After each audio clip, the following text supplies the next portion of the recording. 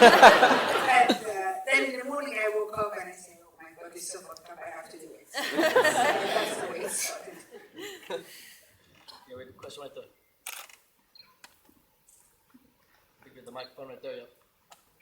Yeah, I just want to ask Ryan. Where are you? What exactly was the reason when you read the script?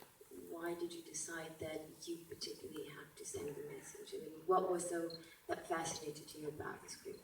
Well, I wasn't going to make Green Lantern 2.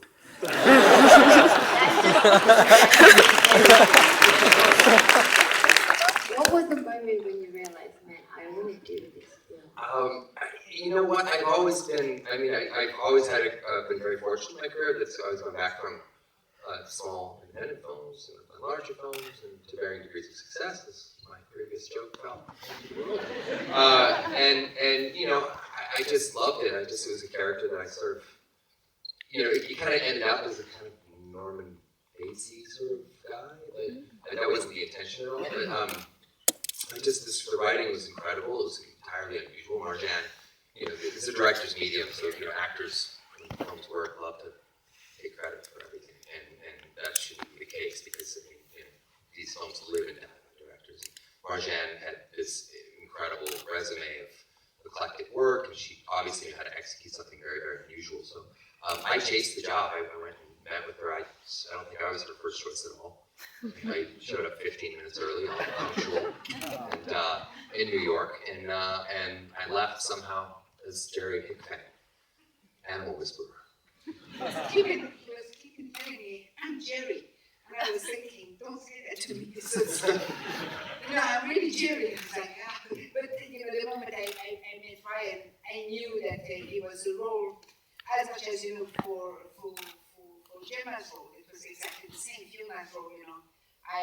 Before Gemma, I saw two other actresses, and you see these people, and you know, I was making jokes, and they were thinking that since I come from the third world, they have to be very serious and talk about the problem of the poor people. So I would make jokes, and yes, but you know, like the women in Afghanistan, and I was like, yeah, this is not the purpose. And I was I was saying to myself, let's get this. She said, we'll kill them after 2 days, and then I made the Gemma. It was like right away. I knew she was the one I wanted to get in the fridge. Yeah, we'll go right up front here. Ryan, how did you prepare for the role? Like, it's quite an intense character. How did I prepare for the role? Thank you. You know, I don't know. I mean, it was on the page, you know. The character's based on someone that I know. I'm not joking. So everything from the physicality, the walk, the funny Jerry walk. I know also. Yeah, you know, but we will both go to our graves. One of us early to that one, if you say something. No, so it was on the page, you know, and you know, I was only going to play Jerry, but the cat and the dog was something that came sort of later. They were looking everywhere to cast voices for the cat and the dog, and I just kind of had this thought of sitting at home in New York, and I was thinking, well, the cat and the dog they're Jerry. They're aspects of Jerry's fractured psyche, so I should voice the cat and the dog. So the cat was based on a guy I know as well. Actually, my agent, who's from Glasgow. I'm not joking. And then the dog is a woman I know who lives in Louisiana. Who's a really cool lady, but she's really like this. Really well. And so I was like, oh, I should put this on my iPhone. So I grabbed the scene, the one in the script where Jerry's having a conversation with the cat, the dog, and Fiona, Gemma's decapitated head on the coffee table, and I did all the voices at once about if it's the conversation Jerry's having about am I good or am I bad? Like what is good and what is evil? So I recorded the whole scene just on my iPhone, and I sent it to Marjane and one of our producers, and then I got hired. So that day. So, yeah. Hello, I'm a big horror fan, and I thought there was some references to films like Maniac or American Werewolf in London and stuff like that. Is that a subconscious or conscious effort? I'm absolutely not a fan of horror film. I'm really horrified of horror film. But it happened that the DOP of this film is the DOP of Maniac, so if it reminds me, it's because it has a certain style, of course. So it's not subconscious that it's the work of the DOP. Hi, I was wondering, from reading the script until you got the production going, how long was it? From reading the script, I would say about 10 months, a year, because as Ryan said, that was a script that was on the blacklist, so, they tried to make it, and it didn't work because, it's not like an easy film to do. It's a little bit amoral, it's subversive, and you don't have any, you don't come here with the idea that you're going to save the world and this kind of feel-good feeling. So it was not this easy to finance this film. But for starting to make a film, you have to start doing it. If you wait for the money and then you start doing it, you will never do it. So you work, and then the money comes, and then you just have to do it. Y'all there in the back. Hiya. Not wanting to get too deep and darken the mood, and fantastic film, but what do you think the film says to society about the misrepresentation that people with mental health issues are actually quite dangerous? Oh, apparently I've got to answer. Here we go. I think that's to Marjane. I love the voices, right? Oh, well, shut up then. I'm mentally ill, so watch it. I am not sure if I understood the question.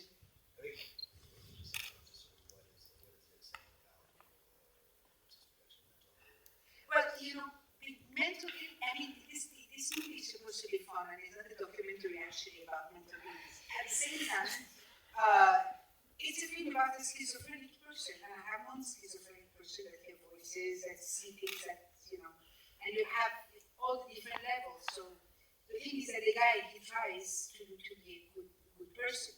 He's not a bad person. He's not never a mean person. He's not like, oh, I'm going to kill this woman because I want to have fun. Is that he's mentally sick. So if that is a message that will be this one, I don't judge these people. But at the same time, if I say that it's like a deep purpose on that would be a big lie, or to not giving myself a role that is much more important than what it is in this film. This movie is supposed to be, like a more about that, but also, with lots of dreams and, also poetry, horror, fun, comedy. I don't know.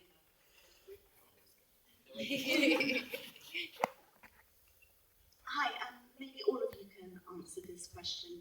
A lot of people identify themselves as either cat persons or dog persons. How would you identify the characterization in the script, the stereotype, offer any conflicts? I tend to think that cats are the angels and dogs are the evil ones. I do believe so. How long do I have to put up with her? I don't like dogs at all, because, like dogs, the race of dog does not exist. This is the wolf that has been adopted by man, and that gives dogs. I never trust dogs.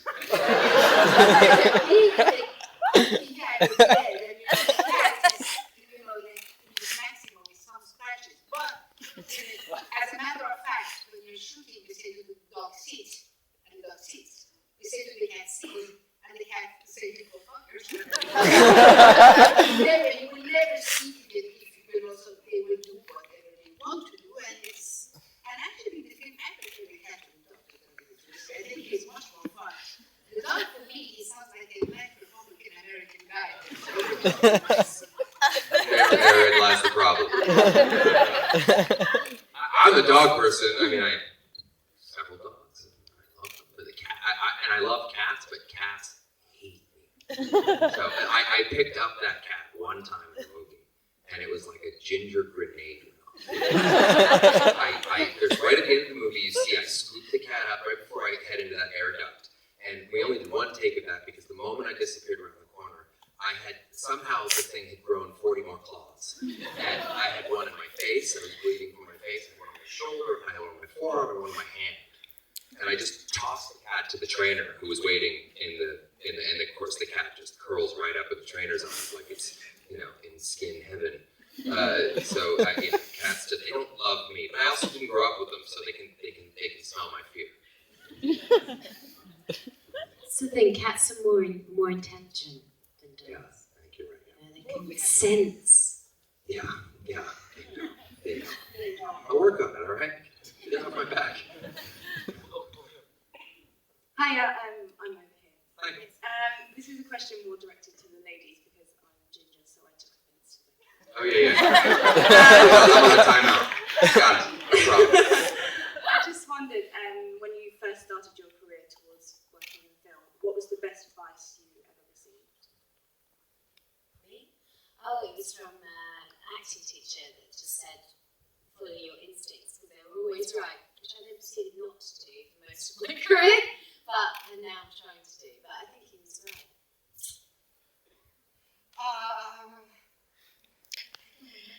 I have to make up something. I don't know.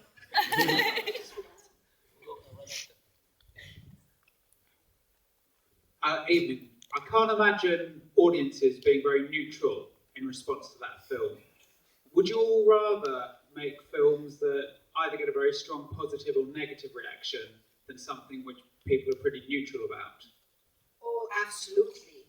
Absolutely. I prefer, when you hate very much something, that means at the end you love it a little bit. But, if it is like half in the middle, is the worst. But to tell you the truth, I don't pick my project, and saying, oh, am I going to make a big impact? The thing is that I'm 42 years old and, like I'm a heavy smoker and very optimistic. So let's say I'm making a movie for another 30 years. So if I work very fast, that means that I can make another 50 movies.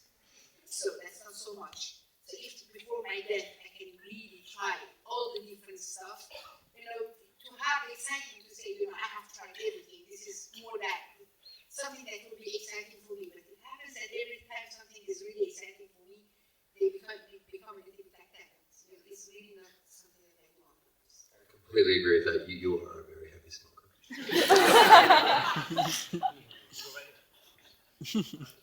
For you two, you guys work a lot for Hollywood. Does it feel like a relief doing a movie outside of the studio system? And also, do you hear voices? Yeah, it's a dream to not be in the Hollywood system, because there are great movies made, not that I made them in the Hollywood system, but it's just more. I just feel more free and especially independent film. You've got more time, more creativity, people are more open, so yeah. And we shot it in Germany, and it was just such a great crew, because it was a really hard-working German crew. They're the best crews, German crews. Lately, back in the 40s.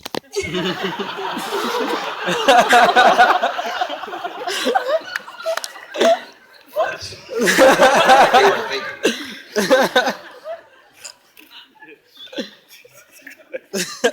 Yes, I hear voices.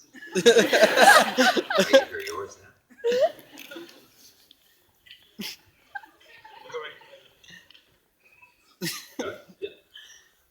You mentioned about the money portion. Don't wait for the money. Again, we're talking, if you don't mind my calling you, A-list actors that are attracted to these creative projects. And platforms like Sundance obviously give you that opportunity. Isn't this becoming more commonplace where, you have these scripts that are blacklisted by commercial entities in Hollywood, and yet they're well sought after by actors of this, quality and talent. So it's kind of, it seems like the money would be obvious. It would be, look who's on board. Like it would be obvious that the movie would be financed right away? Yeah, but that's not about content. Yeah, but it's not movies like this aren't generally, received in a multiplex, they're not. You get to do a movie like this because there isn't an enormous investment in the outcome, and the outcome being that the movie makes $100 million. you get to do stuff like this where a guy listens to his Scottish cat, his dim-witted Republican dog, for 90 minutes because it's unorthodox and it's different. So the budget's going to be incredibly minimal. Everybody's going to be working for nothing, and and just trying to make the most of it. And yeah, we filled up this theater. Yeah, and everybody enjoyed it. Yeah, we hope you hope people go see. You hope it catches fire and everybody checks it out because it's good for films. I mean, to the other guy's point back there, that when a movie's even polarizing, it could be amazing.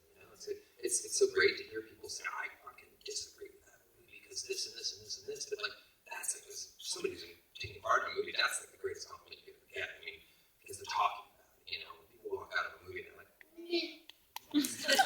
real quick. Also, the purpose of the pink for the company. What was that? Thanks. Well, one of the reasons I was really attracted by this project is that I could create a whole world. The reality has some limits. That is the limit of my life. The film is a place where I can do whatever. And that was the fantastic world of Jerry. And the fact was that I always had to find something that was on the edge of, is that Jerry's point of view, but I can also justify it in a way that, okay, this is this bath factory somewhere in Michigan, everybody's moving, and they say, oh, we will put some pink overall, like that people they will be more happy and they will continue working here. We can justify it this way. And also I think it's beautiful, then I like it. We have time for one more question. I'm just curious how each of you would classify the film in a genre category, because I described it as a dark comedy to my friend and she was terrified and had to leave. She's absolutely terrified. what bloody category? I don't really sort of not very classifiable. I would say that if riding a dolphin through the apocalypse could be a genre, that might be it. Marjane might be able